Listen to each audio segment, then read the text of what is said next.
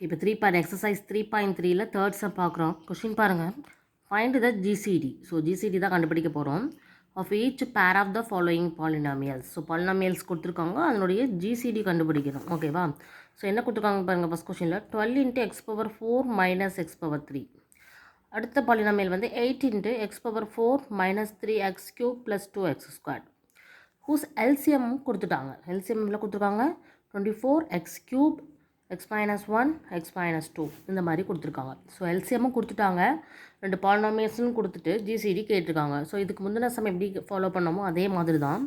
இப்போ நம்மளுக்கு வந்து என்ன கண்டிஷன் தெரியும்னா, so f(x) × g(x) = GCD × LCM. இதுதான் நம்மளுக்கு தெரிஞ்சது. இதில் f(x) கொடுத்தாச்சு, g(x) கொடுத்தாச்சு, LCM கொடுத்தாச்சு, GCD கேட்டிருக்காங்க. அப்போ GCD கேட்கும்போது ஃபார்முலா எப்படி வரும்? f(x) g(x) அப்படியே இருக்கும், LCM மட்டும் டிவைடட் ஆகிடும். ஸோ இந்த ஃபார்முலா தான் நம்ம யூஸ் பண்ண போகிறோம். இப்போ இந்த ஃபார்முலா நம்ம யூஸ் பண்ணும்போது இதில் ஒவ்வொன்றுக்கும் நம்ம வந்து ஃபேக்டர்ஸ் வந்து எடுத்து கேன்சல் பண்ணுறதுக்கு தகுந்த மாதிரி நம்ம எழுதிக்கலாம் ஃபஸ்ட்டு. ஸோ ஃபஸ்ட்டு f(x) என்ன? 12 × x⁴ - x³. இங்கெல்லாம் பார்த்தா தெரியும், x³ இருக்குது, x-1 இருக்குது. இந்த மாதிரி இதை வந்து சேஞ்ச் பண்ண முடியுமான்னு யோசிச்சு செஞ்சால் அது வந்து ஈஸியாக கேன்சல் பண்ணலாம். அதுக்காக தான். ஸோ இப்போ நான் இதை எப்படி மாற்றுறேன்னு பாருங்கள். 12 ரெண்டுலேயுமே x³ சேமாக இருக்கிறதுனால x³ நான் வெளியில் எடுத்துடுறேன். அப்போ இங்கே x³ வெளியில் எடுத்துட்டோம்னா இங்கே ஒரே ஒரு x இருக்கும், மைனஸ் இங்கே 1 மட்டும்தான் இருக்கும். ஸோ இது அதனுடைய ஃபேக்டர்ஸ். ஸோ இப்போ g(x) அதே மாதிரி எப்படி எழுதலான்னு பாருங்கள். g(x) என்ன கொடுத்துருக்காங்க? 8 × x⁴ - 3x³ + 2x² இருக்குது. ஸோ இதில் எதை வெளியில் எடுக்கலான்னு பார்த்தீங்கன்னா, எல்லாத்துலேயுமே காமனாக x² இருக்குது. ஸோ x² வெளியில் எடுத்தாச்சுன்னா இங்கே x²க்கு 2 வெளியில் போயிடுச்சுன்னா உள்ள x² தான் இருக்கும், மைனஸ் 3 × x மட்டும்தான் இருக்கும். ஏன்னா x² × x தான் x³ ப்ளஸ் இங்கே 2 மட்டும்தான் இருக்கும். ஓகே, இப்போ இந்த 8x² அப்படியே இருக்குது. இது வந்து ஒரு பவர் 2ல் இருக்கக்கூடிய பாலினாமியல். இதனுடைய ஃபேக்டர்ஸ் கண்டுபிடிக்கிறதுக்கு வெரி சிம்பிள். மல்டிப்ளை பண்ணால் 2 வரணும், ஆட் பண்ணால் -3 வரணும். அப்போ அந்த ரெண்டு நம்பர் எழுதலாம். 2 × 1.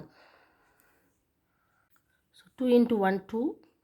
ஸோ 2 + 1 3. பட் இங்கே மைனஸ் வேணும் அப்படிங்கிறதுனால -2 -1.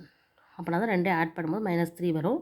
மைனஸ் இந்த மைனஸ் +2 வந்துடும். ஸோ இது எப்படி எழுதலாம்னா x-2 x-1ன்னு எழுதலாம். ஸோ அவ்வளோதான். ஓகேவா? f(x) என்னன்னு எழுதியாச்சு, g(x) என்னன்னு எழுதியாச்சு. எல்சிஎம்மும் என்ன கொடுத்துருக்காங்க? 24x³ x-1 × x-2ன்னு கொடுத்துருக்காங்க. ஸோ இப்போ நம்ம ஜிசிடி கண்டுபிடிக்க ஃபார்முலாவில் சப்ஸ்டியூட் பண்ணலாம். ஃபஸ்ட்டு f(x) வந்து 12 × x³ × x-1 இந்த g(x) போது 8 × x² × x-2 × x-1 by 24x³ × x-1 × x-2.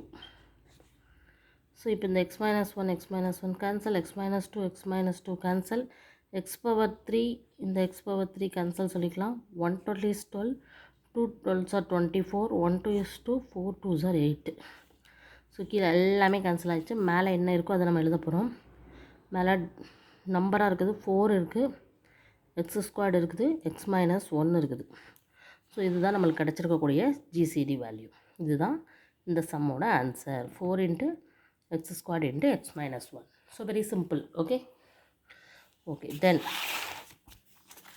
Second question. இதில் இருக்கக்கூடிய செகண்ட் சப்டிவிஷன் பார்க்கலாம். கொஸ்டின் பாருங்கள். கொடுத்துருக்க பாலினாமியல்ஸ் என்ன அப்படின்னு பார்த்தீங்கன்னா, ஃபஸ்ட் இருக்குது x³ + y³ அதான் கொடுத்துருக்காங்க. ஓகேவா? அடுத்து என்ன கொடுத்துருக்காங்கன்னா, g(x) வந்து x⁴ + x² y² + y⁴. So whose எல்சிஎம்மும் கொடுத்துட்டாங்க. x³ + y³ × x² + xy + y² கொடுத்துட்டாங்க. ஸோ இதுக்கு முந்தின சம் எப்படி பண்ணமோ அதே ஃபார்முலா தான். ஸோ ஜிசிடி தான் கண்டுபிடிக்க சொல்லியிருக்காங்க. ஸோ ஜிசிடி ஃபார்முலா என்ன? GCD is equal to f(x) × g(x) × LCM போட போகிறோம். இப்போ இந்த f(x) பாருங்கள் என்ன கொடுத்துருக்காங்க? x³ + y³. இப்போ இதை a³ + p³ ஃபார்முலாவில் இதை வந்து நம்ம வந்து எக்ஸ்பெக்ட் பண்ணலாம். பட் இங்கே வந்து அது தேவையில்லை. ஏன் அப்படின்னு பார்த்தீங்கன்னா, நம்ம எல்சிஎம்மால் தான் டிவைட் பண்ண போகிறோம் இல்லையா? அந்த எல்சிஎம்மால் டிவைட் பண்ணும்போது அதுலேயுமே x³ + y³ இருக்குது. ஸோ நம்ம ஈஸியாக கேன்சல் பண்ணிட்டு போயிடலாம். அதை உட்காந்து நம்ம வந்து எக்ஸ்பெண்ட் பண்ணி ஃபார்முலா அப்ளை பண்ணிட்டு இருக்கணுங்கிற அவசியம் இல்லை. Don't waste the time. Okay, so அதை அப்படியே எடுத்துக்கலாம். இப்போ ஜி ஆஃப் எக்ஸ் மட்டும் என்னென்னா கொஞ்சம் டீட்டெயிலாக பார்க்கணும் இதில். ஏன் அப்படின்னா இதை வந்து கண்டிப்பாக சிம்பிளிஃபை பண்ணி தான் நம்ம செய்ய முடியும். அதை நான் எப்படி பண்ணுறேங்கிறத பாருங்கள், கொஞ்சம் புரிஞ்சுக்கோங்க.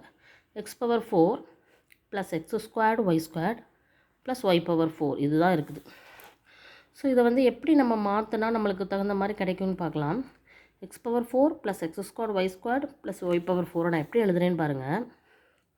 இங்கே எக்ஸ் ஸ்கொயர்ட் த ஹோல் ஸ்கொயர்னு எழுதலாம் எக்ஸ் பவர் 4. ஓகே, ப்ளஸ் இந்த எக்ஸ் ஸ்கொயர் ஒய் ஸ்கொயர் அப்படியே வச்சுக்கிடுவோம். இங்கே ஒய் ஸ்கொயர் த ஹோல் ஸ்கொயர்னு எழுதலாம். கொடுத்துருக்கதான் நான் இந்த மாதிரி எழுதியிருக்கிறேன், இதில் எதுவுமே மாறலை. பட் இந்த இதை வந்து ஃபார்முலாவாக நம்ம எடுக்க முடியாது. இதை ஃபார்முலாவாக மாற்றுறதுக்காக என்ன பண்ணுறோன்னா, இங்கே மிடில் என்ன இருக்குதோ அதை 1 டைம் ஆட் பண்ணி மைனஸ் பண்ணிட்டோம் அப்படின்னா அதோடைய வேல்யூ மாற போகிறது கிடையாது. இதே வேல்யூவை 1 டைம் ஆட் பண்ணி 1 டைம் மைனஸ் பண்ணோம் அப்படின்னா இதோடைய வேல்யூவில் எந்த சேஞ்சஸும் இருக்காது.